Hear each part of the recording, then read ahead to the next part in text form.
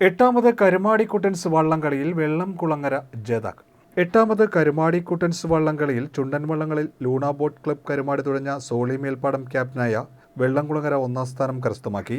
Renny Adivakkal ക്യാപ്റ്റനായ Niranam boat club തുടങ്ങിയ ആയാപറമ്പ് വലിയ ദീവാഞ്ചി രണ്ടാം സ്ഥാനവും നേടി.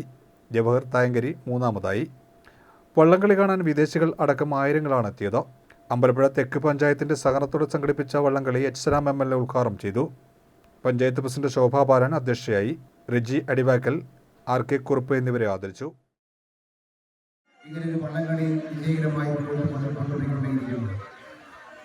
ഇത്തരമൊരു വിപുലമായ ഒരു സംഘാടനത്തിന്റെ ഭാഗമായി സംഘടിപ്പിക്കപ്പെടുന്ന ഒരു വള്ളംകളിയുടെ സാമ്പത്തികമായ ചെലവും പ്രയാസവും നമുക്ക് പറഞ്ഞു നൽകുന്നതാണ്. എന്നിരുന്നാലും നമ്മെ സംബന്ധിച്ചിടത്തോളം നമ്മൾ കുട്ടനാട്ടുകാർക്ക്, ആലപ്പുഴക്കാർക്ക് വള്ളംകളി എന്നുള്ളത് നമ്മുടെ സിരകളിലേക്ക് അഗ്നി പടർത്തുന്ന നമ്മുടെ പ്രധാനപ്പെട്ട ഒരു ഇവന്റാണ്.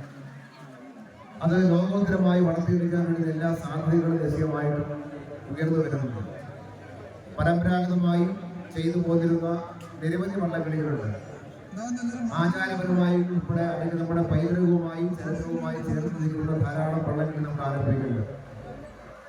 ഏറ്റവും പ്രധാനപ്പെട്ടത് ആലപ്പുഴ നെഹ്റു ട്രോഫി വള്ളംകളി ഈ മാസം 30-ാം തീയതി പുന്നമടക്കായൽ അരങ്ങേറുകയാണ്.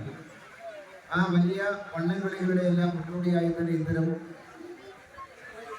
ചെറുവള്ളംകളികൾ സംഘടിപ്പിക്കപ്പെടുമ്പോൾ സ്വാഭാവികമായും നമ്മുടെ തുഴച്ചക്കാർക്ക്, നമ്മുടെ ബോട്ട് ക്ലബ്ബുകൾക്ക്, വള്ളങ്ങൾക്കെല്ലാം